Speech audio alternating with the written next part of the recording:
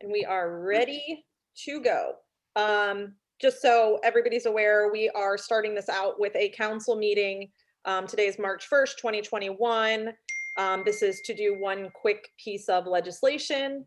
And okay, here we go. What do we have to do? I lost my email. We're going to do roll call. We'll start out simple. The agenda says.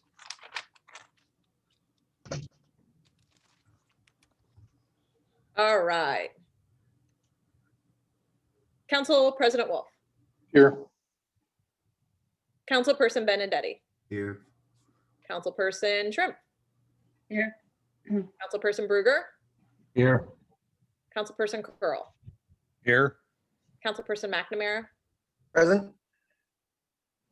1, 2, 3, 1, 2, 3. Okay, we are good. And just so you guys know, I do count them every single time, just to make sure I got it. All right, we are going to go straight into legislation. Mark, I don't know if you want to read it, and then I can explain it. Sure.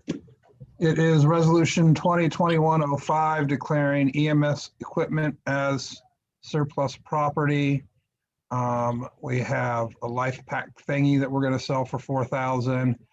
And then what I really like about that is it allows for things not listed to be sold or donated at the mayor and the fiscal officer's discretion. I think all the big ticket items are gone already, correct? You're almost there. There's actually 2 items that are listed that I believe we can sell for over 4,000. There's the compression, Lucas compression as well. So this is pretty much just blanket legislation, like you had said, for me to be able to get a lot of the little stuff gone and some of the bigger ticket items. And this, I set the amount as 4,000 because we're not really sure what the Lucas compression is, the one we're working on right now. The live pack, we do expect that one to go over 5,000, and I have no problem emailing you once we get the deals finalized, just to kind of give you guys a heads up. But this, like we had originally talked about, just kind of doing a blanket legislation, and I'm going to be the fall guy on this. I really should have done this a couple weeks ago. We've known that we were going to be doing this. You guys are more than welcome to shake your head yes. And I honestly don't know why I didn't do it. We should have done it, even if nothing else, last week. So I appreciate you guys doing this. We do have people that are very interested in some of these items, and I just don't want to do it without the legislation in place. So that's why I'm asking for this to be done. That's why I'm asking for an emergency, and it is 100% my fault that we're doing it as an emergency. If you guys choose not to, that's fine. But this is just to get rid of the items and get some money for these items. But I do understand if you don't want to do it, because to be honest, I should have done these 3 readings in January when we knew we were getting rid of them, and I didn't have anybody interested in buying them, so I just didn't do it. Now we really have people interested. So that's my plea to you, to get it done so we can get the items out of here, but totally understand if you guys just want to do the 3 readings and the 30 days. The items will still be here. Somebody will eventually buy them. So, but I would prefer to get it done and out and move on with life. But Well, I think this meets the standard for doing something as an emergency, is for financial reasons. right. You know. Yeah, we're making money here. We're not, this doesn't seem like it's some underhanded shady thing. No, and So what's in a live pack, by the way? It's a What's that? defibrillator. Oh, defib, and that's Yeah. about it. Your typical life packs nowadays are cardiac monitors, defibrillation setups, and they can also have a few different options you can hook up to different monitoring equipment. I don't think ours is the top of the line most modern, but it's definitely still worth a chunk for a second line EMS or a training institution. the main things we were told is the battery is at its life expectancy. So whoever buys this is going to have to put some money into it. There's some sort of certification that is also expired on it. So whoever gets this is aware of that and is going to have to be prepared for some little expenses and things like that. But obviously we're not going to put the money into it. So, but yeah, that's pretty much what this is in a nutshell. So it sounds to me like there's not the kind of exigence that we couldn't afford ourselves at least a second reading, right? There's really three questions in this, right? The first being, you know, does this need the expedience such that we don't need the transparency to our residents, right? Because readings is about transparency. The second is this the kind of deal that, you know, the passage couldn't allow for the 30-day right of referendum, which when it's this kind of transaction, I personally generally feel that's reasonable to waive that because, you know, I just think when you're trying to sell property, you're trying to sell property. And then the third is whether or not we want to allow the legislation at all, right? And so in the question of transparency, this being something that as a village we've always battled, I would be more comfortable with at least 2 readings. And since the first regularly scheduled council meeting of the month is 1 week away, and from what you've already said, I don't feel like this is, you know, there's not someone at the door with $4,000 saying it's Tuesday or never. Definitely not Tuesday or never, but the reason that we did this is because we do have a local person that is in need of one and wants it really bad. Sure, but it That's could be that. next Tuesday just as well as tomorrow, There right? you go. Not gonna say that they will, yes, I can't speak for them, but I know we have somebody very interested in, but I am not in disagreement with anything you're saying. Absolutely not, because again, I should have done this 3 weeks ago. So I I'd mean, say, I'd that say is as my far as residents go, with the vehicle already sold, what in the world would be an objection to selling this equipment that otherwise just gathers dust? again, it's not a matter of an objection to selling it. It's a matter of an objection to the sidestep of process. Well, I understand that, but I kind of hear what Tiffany's saying is maybe the person buying it might lose interest. And I they think could also not show up tomorrow either. So I'll play devil's advocate. Just because they told me last week that they wanted it and they really want it and they want to get it done, maybe they've already lost interest. So I'm not fighting for it either way. This is what we're asking for, just so it's done regardless, but it is, I don't have a sales pitch. It is, I think Brian's, you know, saying, let's have at least 1 reading and then. Fine.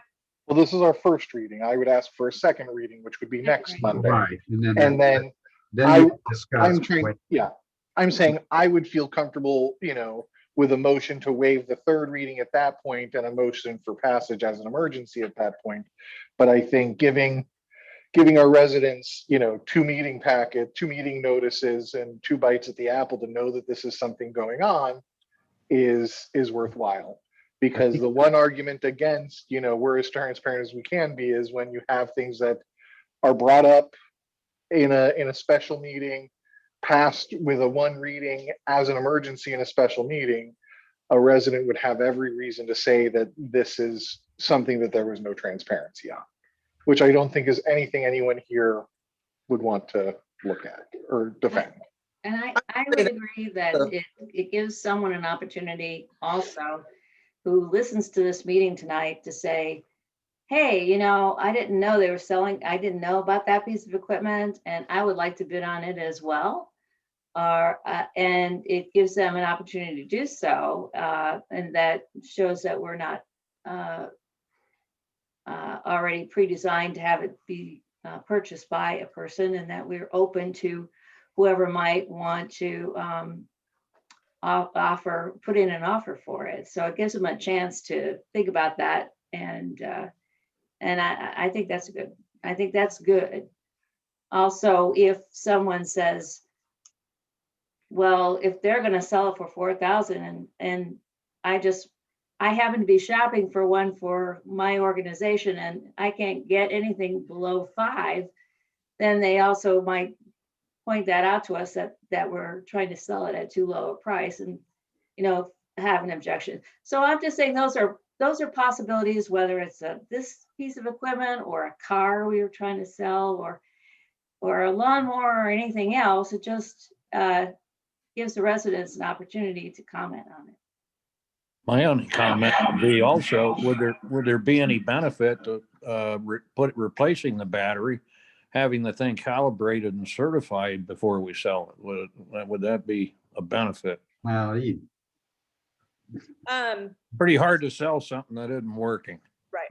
It works. It's just at its life expectancy on the battery. So a couple things that I will point out, just because I feel like I want to make sure that I don't, you know, I'm just gonna say this, transparency, we've mentioned this in more than one meeting. We've mentioned the life pack in more than one meeting. We've actually been mentioning that we're closing the EMS and selling all of these items since October. So I will say that knowing, and we have actually discussed it in a group about this particular type of blanket legislation. Again, I'm taking the total brunt of not doing the legislation, but as a blanket statement, we've actually had this conversation. So to imply that we haven't been transparent about selling the certain items for $1, the exact dollar amount, we definitely have not. And again, I want to repeat that we are selling the life pack for more than $4,000. This is just a blanket statement that anything, these items are expected to go over $4,000. And the items that are under $4,000 are the ones that, I don't have to bring specific names for. So I am pointing that out. So it's not $4,000. It's over $5,000 that we actually have somebody offering at this point. So, and we have reached out to several different agencies, several different directors of places that are helping us sell some of this stuff. We have talked to Westerville. We've talked to a lot of them. We've brought them in. They've gone through, we have done our due diligence in trying to do it. But again, if somebody's watching this and somebody wants to offer us more money, by all means. And again, I'm not here to sell you. I just want to make sure that I do point out the fact that I do believe we've been pretty transparent with our EMS closing and we're selling the items. I would say two readings is perfectly reasonable.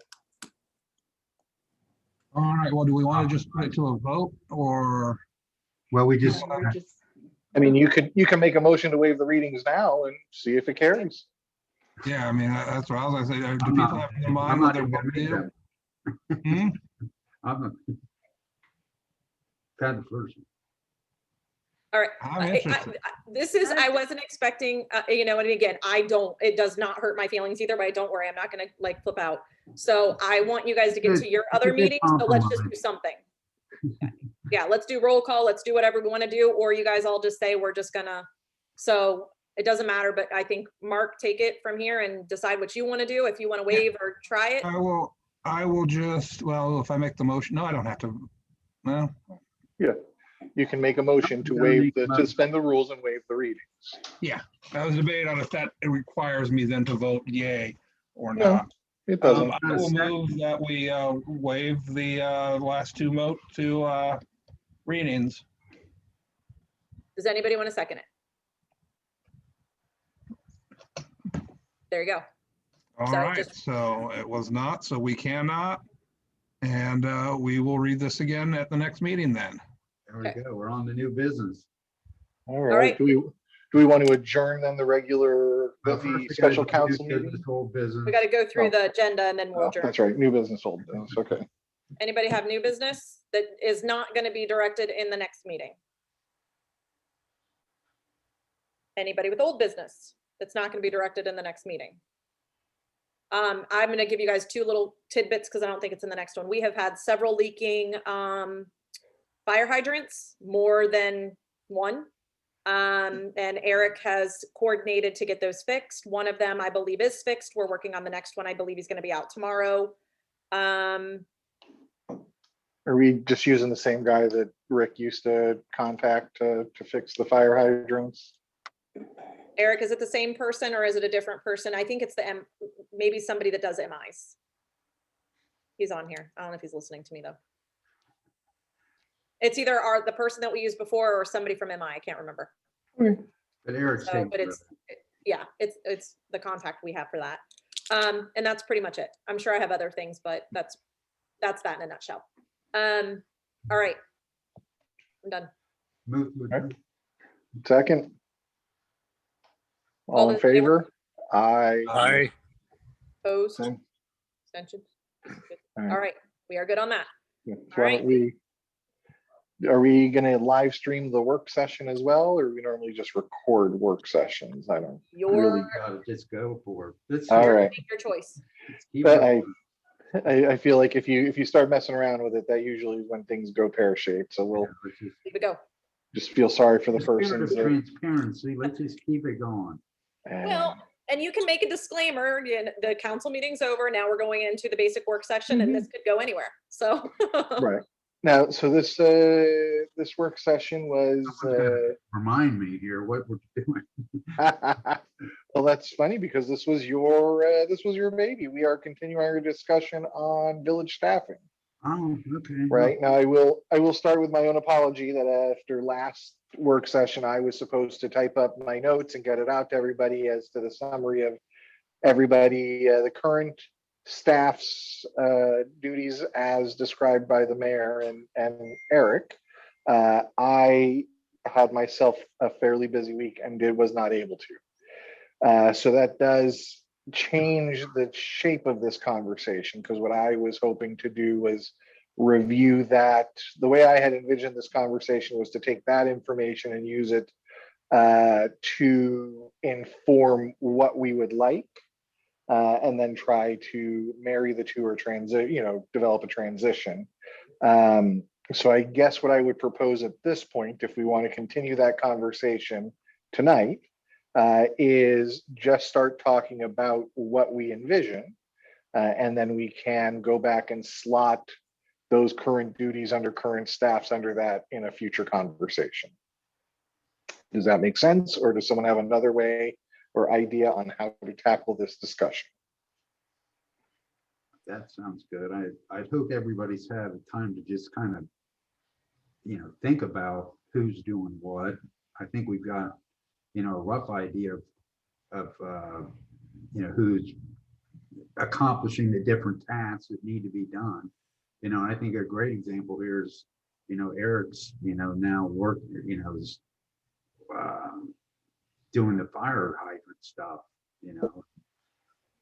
They're actually over in the MI section. All of the ones that are leaking are in the MI section, and he's working with MI to get those done. And do we have any, we haven't asked and haven't talked about it. We can save it for Monday if you like, but I wanted at some point an update as to when the property over there or the green space was going to be. We don't have a specific date yet, but we are nearing the end. If Eric does chime in here very shortly. They are working on the mound, Tony's mound. What are we working on? I'm sorry. Because it wasn't on the actual final Plan. plan, like you had said. So they're actually working with the engineer and doing all of that. And as soon as that's done, then we will be moving forward. But Well, I don't want to complicate that mound, but I know that got used quite a bit for some little kids sledding this year. I would stand out in my front yard in the middle of those snowy days, and you'd see them heading up there. And Well, this is really getting off track from. Yeah, we are. well, Eric's on here, so let him just give you his 2 cents on that. But I believe it's just we're waiting for the engineer's final, like, can we leave it? Can we yes. not leave it? Can we, whatever, and get it on the plan and get Thanks, it approved? Mayor. Can you hear me? Yes, go for it. Who can hear me? Is everyone good? We can Yeah. hear that. Yep, gotcha. Hello? Yep, we all can hear you. You just can't hear us apparently. Can you hear me? Testing, Copy. 1, 2, 3. We can hear you. I'm texting him. Copy. If you guys can hear me, I'm sorry, something's going on with my volume. The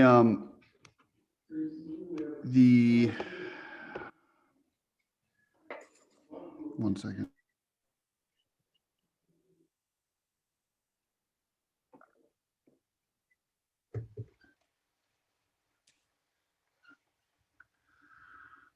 Okay. If you can hear me,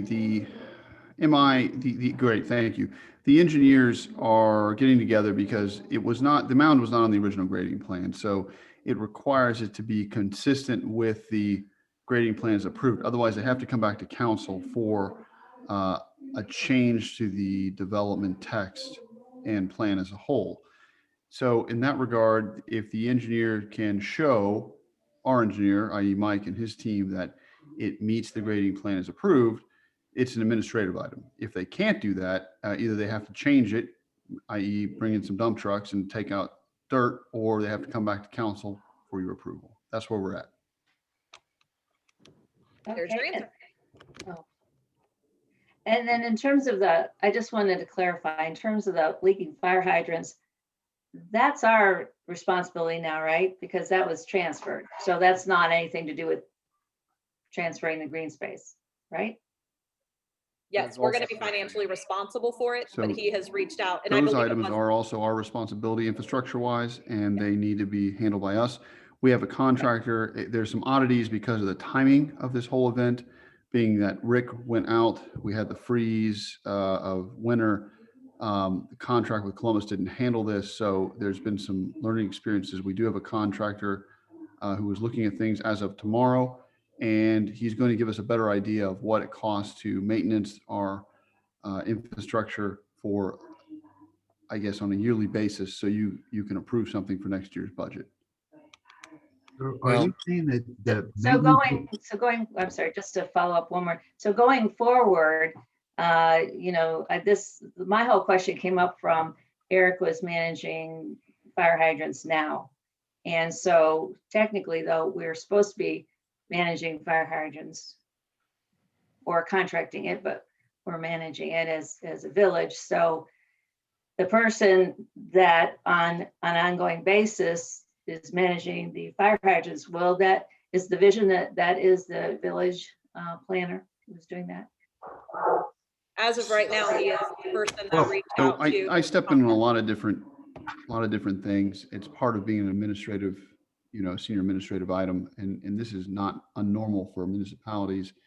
When you have voids, you have to fill them essentially. So that's what I'm doing per the mayor's direction. Well, I wasn't questioning you, Eric. I was asking Tony a question. Well, it's been done in the past by Rick. Rick Hotsetter is the one the fire chief is the one that has in the past gone around. Right, and he's gone now, and so. Right. My question to Eric is, was the maintenance not done to the fire hydrants in the new development, and that's why they're leaking? Sounds like it. That's my question So- also. I can't question, You don't know? definitively. I can tell you that we're having a bunch of leaky items, possibly because there wasn't an Drainage. end of the year, maintenance that's typically handled on hydrants, meaning that they have to be winterized, right? That could very well be what's occurred. I have got 3 of them so far after the freeze, and there might be others, and we're just picking them off as we find them. That could be the reason. Well, and this is, Uh, like I was trying to bring up, is one of those tasks that we've got to assign to someone, especially now that it was done before by the fire chief. And, I think it's something that we can do. I know Brian went around with Rick and did the year-end maintenance of sucking out the water out of the bottom of them. I think that's something that we can keep in-house. It's not And that that's- technical. So this wouldn't be any kind of warranty item with new hydrants. Not if we forgot to drain it, We, or we, winterize it. No, it's not. These are older, 2, 3. all righty. But we were talking about, what direction I don't know, what direction this conversation is going to go with. Yeah. So how do we want to proceed? I mean, I put forth how I would proceed, but we are a group and we need to have this conversation together. I mean, if we want to just say if people have a vision about how many employees and what their titles are, and then stop there and wait till we get the notes from Brian, and then take those tasks and slide them under each one of the positions that we think should exist, and then see where we end up, overloaded with one or needing another position we didn't think we did. That's Yeah, just I mean, a suggestion. Yeah, that's not far off from what I had suggested as well. Yeah. Yes, Mayor Hughes. So I'm just going to put my 2 cents in there, because as you guys are probably aware, you do have some of the employees and some of the administration that are actually watching these videos as well. I just want to make sure that everybody is fully aware that the current way that I have, the only thing I would like for the meeting minutes and things like that to be done by a clerk of council. But at this point in time, where I have Leah, I am confident and comfortable in everything that is going on. I would like the meeting minutes and things, you know, the clerk of council, I think is a position that you guys need to invest in. You know, whether or not it's just doing meeting minutes or not, that's something for you guys to discuss. And as far as what I have Lisa doing at this point in time, she seems to be thriving at and does not seem to be overwhelmed by any stretch of any imagination. So she has been able to do the website. She has been able to do all of the above, even after needing to have a tooth pulled. So in the last couple days. So the current administration, the way, I think for me, I thought this conversation was going to be more about maintenance and, you know, exactly what we wanted to do with that. And if there was, you know, the maintenance supervisor versus a maintenance full-time, part-time, this, that, that's where I thought this conversation was going. But I want you guys, I mean, I want to make sure that you guys are fully understanding as far as what I currently have, I have no issue with. So I'm not going to be changing around Lisa's position or Kim's position or any of that at this point in time. And I think Oh, some of you guys are on that page. What I had brought up before is, you know, coming up with another position that incorporates the code enforcement officer and really all of the planning and zoning responsibilities, and maybe even, or maybe this would be the better way to describe it, is that they're the clerk of council and the clerk of planning and zoning, which is also the code enforcement officer. That's the position that I envision that we need to create. And I think that's kind of where I'm at. Like, I just, you know, this conversation kind of went, and I know that part of it was me, and I don't want to take over your guys' thing, but, you know, I'm confident and comfortable with that. But I would agree with you. Planning and zoning minutes are behind. I don't know. It was my understanding that my administrator wasn't the person originally doing the planning and zoning, that somebody on planning and zoning typically did them. And then that person was no longer there, and you could correct me if I'm wrong. But I don't believe, I was under the impression that either Pam or Jen did them. Well, it is bounced back and forth, Okay. and it's never been spelled out. That's what we're doing now. You know, So, and I that's would why- agree. I think, you know, having somebody that does meeting minutes and having a person that does all of those kind of things is one of the things that's missing.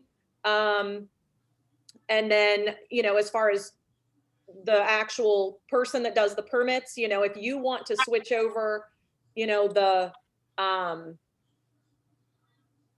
you take away those if you take Yeah. away all the permitting responsibilities that, like in the past, Becky was doing, you know, and like, you know, creating this position of planning and zoning.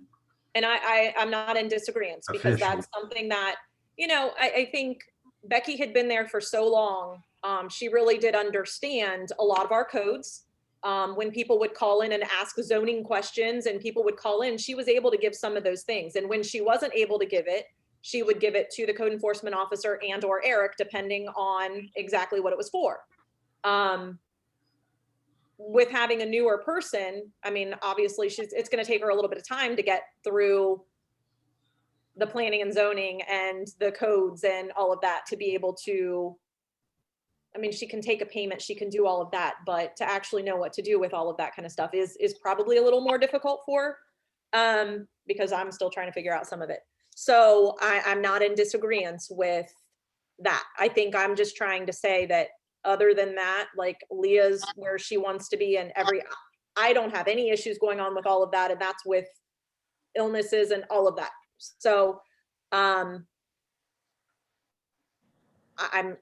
not in disagreement with a zoning Everybody just- clerk, a zoning. Try to wrap Well, so your it head around sounds, it sounds to me like we have a need/appetite for a planning and zoning clerk and a clerk of council, right? And those two seem to move together, right? Those are the same skill sets. But I don't know that I understand, you know, from my understanding of what a code enforcement officer does, Those are different. that to me seems like that is a different skill set. Yes. So it I is. don't think you can club those things together, Um, right?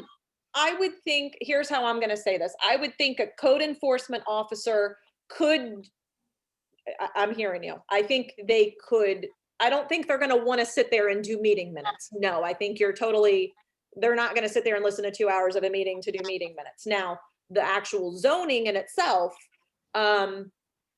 when Jason was there, Becky and Jason worked hand in hand a lot with those types of things. You know, she would do all of the process and she would do all of that, but it was working with Jason to, this one's done, you issue the certificate, you know, it just kind of went back and forth. I don't know.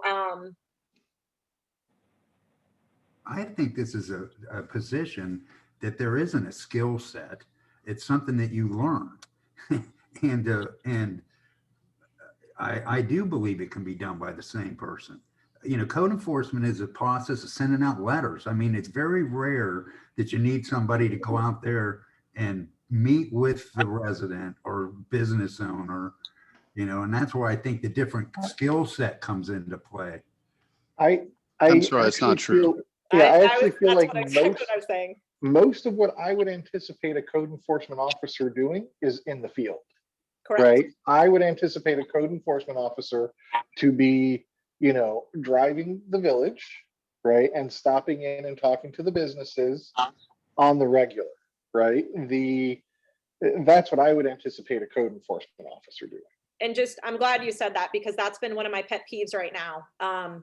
There is trash out in front of several businesses that, you know, we're working on because again, I do have a hard time sending Eric to do like all of these different things. And we are working on a specific code enforcement officer right as we speak. Eric and I have been working on, because again, he's going to be the one to help train this person a little bit because he's the one that's been doing all of it. The being able to go in and talk to the business owners, in my opinion, is way more important than mailing out just a letter. And this goes also with residents. You know, I think as a person that's actually gotten one of those letters before, and I don't know if anybody else here has, it was when I took, you know, we were taking over our house. You get that letter and it's kind of like a smack in the face for the issue that we were going through because we were dealing with a personal issue. And I would have preferred somebody to come knock on the door and say, this is what's going on. And have a conversation with me versus just throwing a letter in the mail and letting me get it. So I think there's different situations when it comes to that, but I think the personal touch on some of those is, in high grass is, yeah, you're going to throw a letter.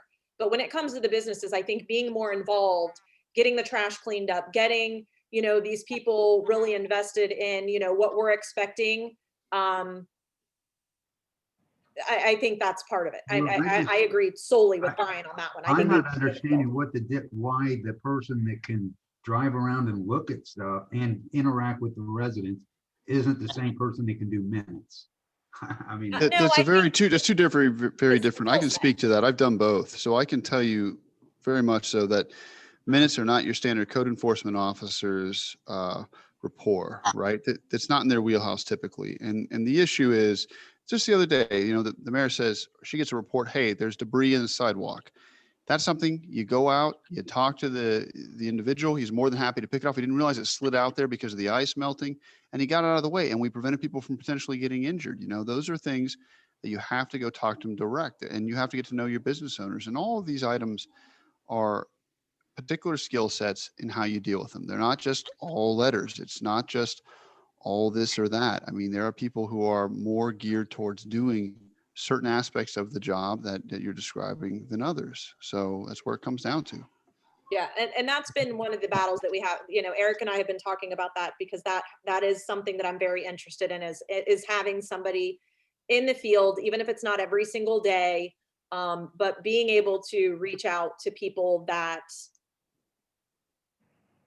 like he's saying, I mean, those little things happen quite often. I think being able to explain something to somebody in person is 10 times easier and much more effective than a letter. And a lot of times, if you're just mailing a letter, those could take a week, or I just got a Christmas card last week. So Sort of to try to address Tony's. Maybe, I'm sorry. That's okay. Go ahead, Joe. I was just going to say, it sounds like, you know, achieving voluntary compliance, it requires maybe a little more diplomacy than strictly an enforcement action. It has to go by process. Well, so here's what I wanted to say, and it's to speak directly to Tony's concern in skill set, right? Different people have different skills, right? And the comparison I would give you is that I certainly can and have laid flooring, right? I've put down carpeting, I've put down tile floors, and I have put down all kinds of flooring. But I can guarantee you that is not my skill set. And I can guarantee you that for someone that is their skill set, would have done a much better job, a much faster job.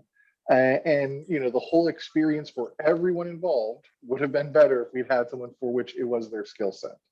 And that's the point that we're trying to get at, is that certainly you can hire anybody who is smart and trainable and probably train them to do both of those jobs, right? But you are not going to get the best work probably out of either of those jobs from that same person, because that's not the skill set that that Opinion, and I person. don't share that. And thank you for, Okay. thank you for clearing up what, exactly what the issue is here. Well, Well, and I see clarity, and we can disagree. That's fine. Well, and I think the only part to that is just reminding everybody that, you know, there are times in which we have 2-hour-long meetings, and paying somebody close to $20 an hour to do meeting minutes, whether or not we're going to invite them to the meeting and have them come do that.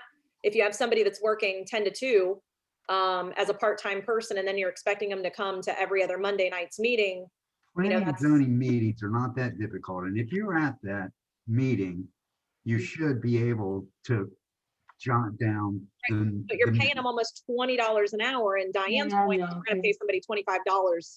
You know, that, those meetings are, those meetings are, at least the work session, they're discussion meetings, just like some of our work sessions are, and if you don't have a need to be there specifically, waiting for that little snippet of information, which actually does apply to you, it's painful, and you don't always know what is important for the minutes. For the planning and zoning, it would be, now this is just me, okay, but for planning and zoning, to me, the chair, if the chair or someone who's designated in planning and zoning would whoever it is would just be writing now, because it's not a verbatim, it's not supposed to be a verbatim, but just at the end of the meeting, for the purposes of the recording, says, okay, I want to summarize the important points we want to make sure that get in the minutes. 1, 2, 3, 4, 5, blah. And then that way, someone could just listen to the end of the recording and whip up the important points of the meeting, and then it's voted on the next time. And if someone disagrees that something was missed, they can say so at that time, but keep it simple. I mean, certainly we could look to ensure that we have the standard of minutes that we feel is necessary, and that could simplify minutes all around, Absolutely. right? Because they shouldn't be a verbatim, right? It should be, you know, at most a gist of the conversation, and at least a documentation of the actions taken. Right. Right,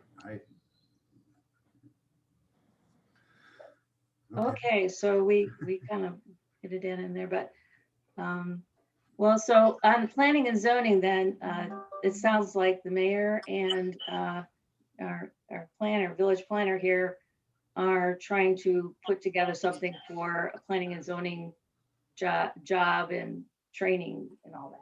You're already doing No. that? No, they said they were in the process of, I think I heard they were in the process of Code hiring enforcement. a code enforcement clerk or code enforcement officer. Code enforcement officer. Yeah, code enforcement officer. We have been talking to somebody that is extremely qualified to do the job. So we're just, you know, we're trying to get through a couple items and see if it's going to work or not. I have a quick question about this code enforcement individual, because I know that's been a big, you know, gap we've had for some time now. It's wonderful that we found somebody who seems to be very well suited for the job. I guess I'd just like to use the time while we were talking about it to express my hope that whoever ends up being our next code enforcement officer, or whoever ends up filling that role, you know, that we do pursue a stance of, you know, diplomacy and friendliness, rather than, you know, just exclusively, you know, this, that, and the other letters. I feel that would reflect much better on the village as a whole if that's how our operations were manifested. Yes, David, to answer that, it's not really a question, but that's my, I don't want to just send people fines or, whatever. I mean, I feel like the personal touch of this is your warning.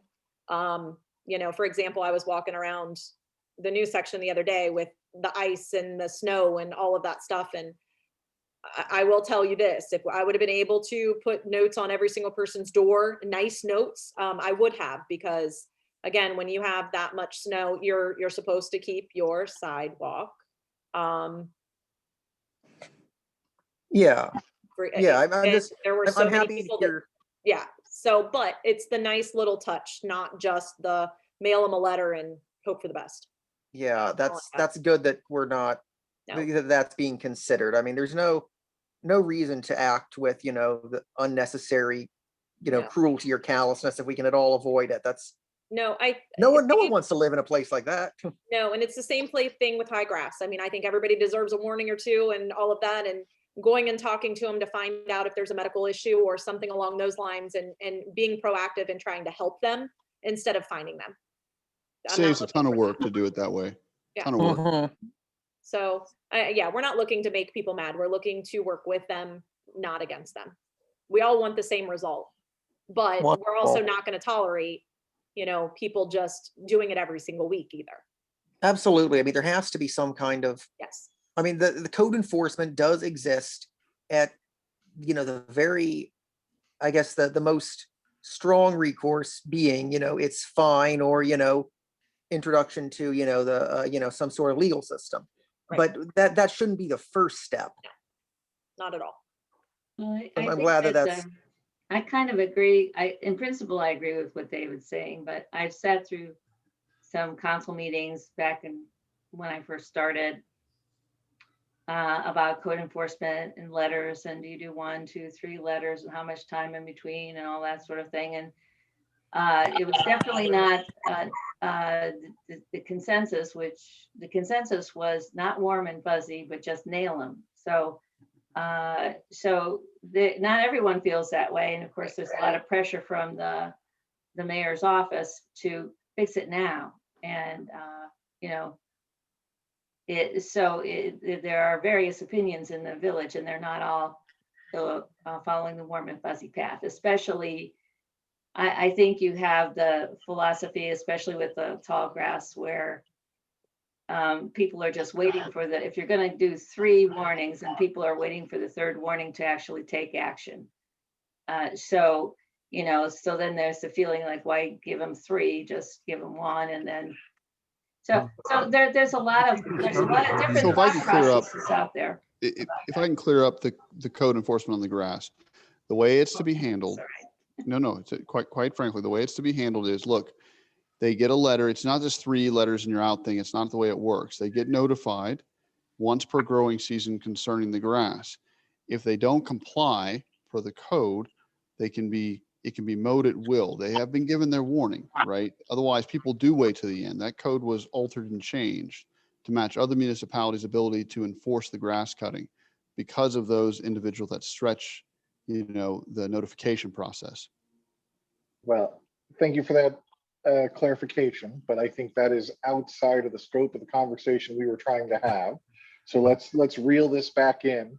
And I will summarize where I think we were, and that is that we were talking about a planning and zoning / clerk of council, planning and zoning clerk / clerk of council, whose duties would be separate from a code enforcement officer, right? So we would maintain a code enforcement, hold on, Tony, I'm not done talking, right?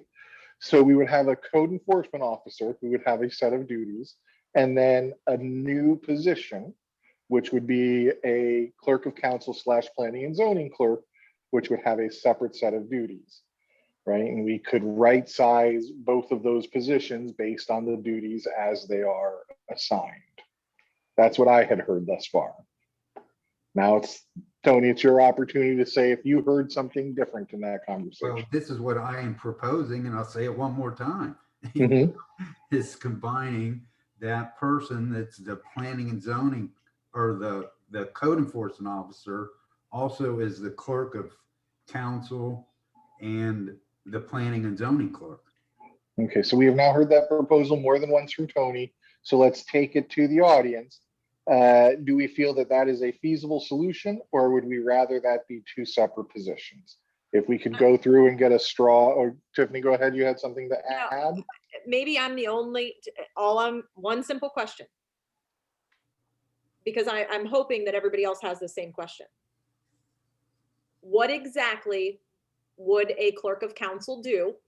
And what exactly is your vision of a zoning clerk?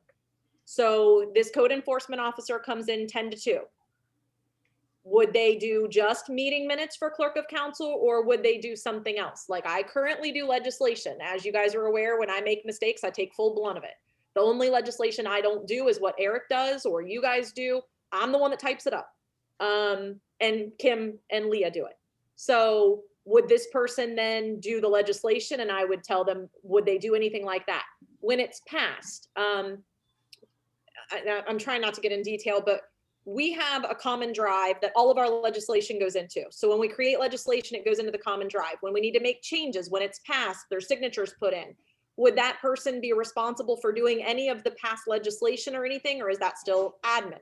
What exactly is your vision for how far will the clerk of courts do, or clerk of council do, just meeting minutes, or would they assist you guys doing any legislation or anything? And then zoning clerk, that's the same question. So what exactly would you envision? Is a zoning clerk going to actually process payments? Well, Tony has proposed a code enforcement / clerk of council / planning and zoning clerk. Tony, how would you answer that question to incorporate all of that? Well, that's, the crux of the problem, but I would consider that the clerk of the planning and zoning clerk would be the one in the office to answer the phone calls regarding all the planning and zoning issues with permitting, code enforcement, all those, that person would be the one that understood that. Now, when I start talking about being the clerk of council, now that's something that I wouldn't think that would be the primary responsibility of the person that's doing the planning and zoning stuff. And maybe because the clerk of council is just, there's not a lot for the clerk of council to do other than the minutes.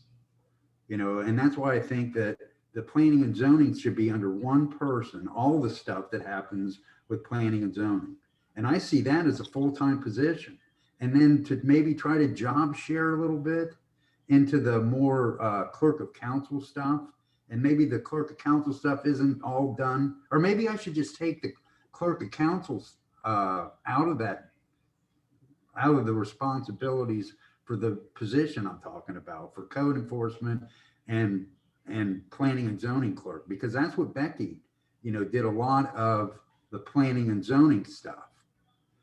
And that's why I think if we had one position that does that, maybe that would be a better way to a more palatable way to create another position, is to not completely, to take out the clerk of council part of that. And there'd be a person that does the planning and zoning stuff that would take away from what some of the stuff that Becky was doing. Well, I think you would really need to do that, because a clerk of council could be considered, who's going to be their boss? Is it going to be an administration, or is it going to be us, the council? Because there's a separation of powers issue, Right. and which would create a conflict of interest. Well, I don't know about conflict of interest, but they're supposed to be, by statutory, it's supposed to be, the person reports to the legislative branch. So it wouldn't be, I don't think it would be the best idea to mix them up. If we're going to have, it just got folded in before. It has and I guess the question would be is what's changed from a year ago? Obviously, we have more on the code enforcement side, but do we have more pure work on the village clerical council? I don't think we do. I just thought it would be easier if that person was just someone that, like us, who got paid per, it just would be easier if they just did this. Now, but the mayor's correct. Would they also, if we are working on legislation, instead of, like, say, Mark had his legislation and he wanted it prettied up and ready to present, normally that would fall under the clerk of council to do that and prepare it. So back when Kim Pulley was doing it, she was doing some legislation preparation, and other council members were doing, or at least I think the president of council at one point was doing some of it, or at least drafting some. So they were kind of it was kind of a shared thing. So I think now that we've seen that people can work from home and access the shared drive, Tiffany, is that true? People can access the shared drive from home? So the only people that obviously that can get into it are myself, Leah, Kim, Chief, and Lisa.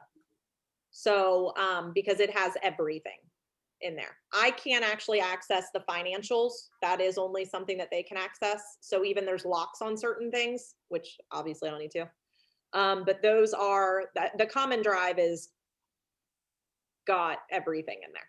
So I've Right. learned a lot. I've definitely learned a lot. Like all of the contracts, that's where we put them. Everything is in there. Well, that's good. Yes. So is this something that could be accessed by a clerk of council if the legislation was in a particular area on the? Here's what I would say. I would only, I'm assuming that almost everything on there is a public record, but at that point I would still want them to be some sort of, they would need to be an employee. I mean, I don't think anybody is going to trust the things that they're able to get into. I don't know. I mean, that's something that I would ask, honestly, I would probably talk to Jesse, because it's not, I don't know. I mean, I guess anybody could run for mayor and get the job and have access to it, like me. Right. But I mean, there's stuff in there that if somebody decided to just go through and delete, I mean, I know KGT could fix it because it's still there, but I don't know. I mean, I don't know what type of, how comfortable you guys would be with it. I mean, again, I know you guys don't even see it, so I don't know. But I also know that the only way you're going to get it is if you get an actual company computer. So we would have to get a new company. You can't just put it on your own personal computer now. We have our own company computer that we VPN into it. Well, see, because frankly, the legislation is something that, I mean, theoretically, the legislation is also on the website. Yes, but it doesn't get there until after. Well, if we're talking about writing new legislation or researching old legislation just to modify it, we would be able to do all that just on the website. We would not need access to share drive, right? And that's what I do. I mean, Yeah. I think my secret's out. I'm not that good. I just go pull legislation and click in a couple things. So, so no, I mean, as far as, what they can log into and what they can't and all that kind of stuff, it would, that I would just need to ask Jesse, whether or not it's a resident, whether or not, because again, I know you guys don't have access to it. So is there a reason that you can or can't? I truly don't know. Yeah, well, that would be, well, for us, that would be a different topic, but right. Anyway, so for the clerk of council, then they could then help with legislation that the council is working on. They could do research for council. Besides the minutes, I mean, if there was a particular work session like the one that Brian was trying to take notes on by himself, that we wanted that clerk to attend, to take minutes, because we knew we were going to have that kind of discussion, then that person would be available to do that. And it would just be something that the mayor, you wouldn't have to worry about this person at all. They would just be doing this work for council. And that would keep the separation of power, as you call it. That would keep it that way, and then it'd be someone that you didn't have to worry about. Right. And- And if it's my legislation, I can still forward it to them and they can, Right, yeah. So they would work on stuff that you guys are working on and I would still do mine and Kim would still do hers. I right. think that would be, which is probably how most of them did it before. So, And then the only overlapping area, or the main overlapping area, would be the agenda for the council meetings. To make sure that there's a communication, if we were working on legislation, that it got on the agenda. If the agenda was still being done by the administrative assistant, then there just would have to be a line of communication to make sure that everything got on the agenda that needed to. so And yeah, then- I mean. yeah. Yeah, no, I mean, I think it's, I mean, clearly, it doesn't matter to me what you guys do with clerk of council. I mean, I think it's a time. And then I think, yeah, I think it would be nice to have even that little bit of time that the admin spends on minutes and legislation. She could spend more time updating the website, for example, just one thing. Right. But and it's, so I think that's, and I don't think that has anything to do with planning and zoning, and I would just not even go there with that. But on the code enforcement, the only thing I wanted to say about that was, if we had and I know some of it is expensive, that's the only problem, but if we had the software that allowed, if we had the software, and I don't know where we are with the software from the previous code enforcement person, but that would allow all of these letters to be, once set up, to be automatically generated. They're just checked and ordered, click. They're out in the field and they take a picture and it's automatically uploaded. It also has the thing where the resident can report a pothole or whatever, and they take a picture and report it. I mean, there's lots of ways to make the back end administrative part more efficient and less hands-on from that point of view. And we do have most of that. We do have carbon copied, I don't want to call them complaint forms, but if they've got high grass or cars, whatever. If there's something going on, you can literally write it up, take the top copy, deliver it to the front door, front porch, mail, you can't put it in the mailbox, but whatever. That can be done. We have that already. We also do have the software to where the pictures can be uploaded with an iPad or just a basic picture. That kind of stuff that's usually not the time consuming part. I mean, now you are driving through a lot more houses. You're not that is time consuming, and the commercial property. And then again, just reaching out when we get complaints. I mean, Eric is the one that's taking care of those complaints. I don't want to tell you what some of them are just because I don't want to go there right now. But Eric has actually met with, you don't have to answer this, but I would say several residents in the last week. So with issues, so that people were complaining about. So meeting with residents is something that is pretty common. And I think if we go back a couple of code enforcement officers, that was where the rubber was hitting the road. In other words, there were officers who were good talking to residents, but didn't want to talk to businesses, right? Vice versa. So it is a concern, because it is a different skill set talking to a business than it is talking to a. You're absolutely right. You're absolutely right. And especially, we have issues with our commercial property, and I know you guys all know that I believe that. So, and I think just a couple really good conversations could clear a lot of it up. I mean, I'm not aware of any that are difficult, but maybe continually have different issues, and it's just like one right after another. And maybe it's just going to take somebody time to go in there and try to work with them, because sending a letter to some of these people is not going to work. Yeah, it Well, we would were be. trying to talk about what I was proposing as a position. you know, if we could get back to that, then, Go for it. you know, and I want to, withdraw my suggestion of having the clerk of council being part of the job description for the code enforcement officer, planning and zoning clerk, and that'd be one separate position.